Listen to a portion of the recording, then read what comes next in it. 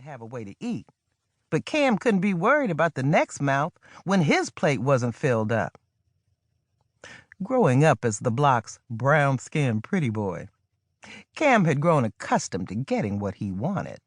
All he had to do was flash his perfectly straight teeth and follow that with some smooth talking. Now things were different. He had to take what he wanted. Cam cleared his throat when he stepped into the shadows inside the tunnel. It was dim, but he could still clearly make out everything around him. Like the woman in the form-fitting pantsuit and Christian Louboutin heels, leaning against the cement wall, filing her nails. "You're late," she said, without looking up from what she was doing. "My apologies, Sadie," Cam said, addressing the head of the last Kings. "The change of location threw me off." "Don't worry about it. Do you have my money?" "Right here," he said, and tossed the bag to her feet. "No need to count it. It's all there." Sadie finished with her nails and placed the file inside of her Birkin crossbody bag. She glanced briskly down at the bag of money and didn't bother to check it. Instead, she stepped around it and walked toward Cam. He couldn't read the expression on her beautiful face, but still he held his ground. "Unlike you to travel alone," Cam said when she was directly in front of him. "I didn't think I needed an army to collect a payment," Sadie said, and the corners of her lips twitched. "Carry the bag to my car." Sadie stepped around him after her instruction and started toward the tunnel entrance. The click-clack of her heels echoed against the walls, and Cam clenched his jaw and fists. Knowing that was her last order to him, he kept his emotions in check and picked up the bag of money. He walked behind her, but not too closely.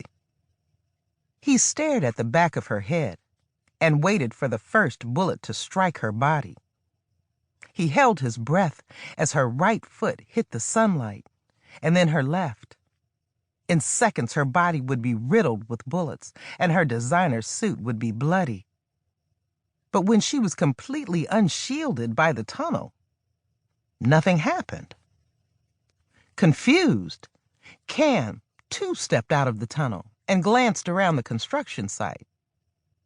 His men had distinct instructions to fire upon sight, but it was quieter than when he had come.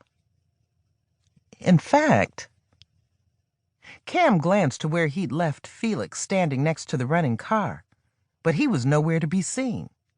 He wasn't even in the driver's seat of the vehicle, and the car had been turned off. Cam's brow furrowed.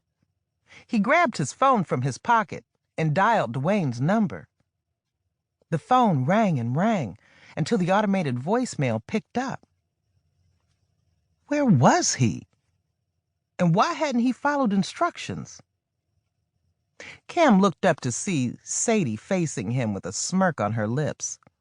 As she stared, he saw a glimmer of pleasure flash across her face. "You might as well put that phone away. There's no point," she said. "I was supposed to walk out here and boom, off with my head, right?" "I don't know what you're talking about," Cam told her with a straight face. "You don't? Then let me enlighten you," she said.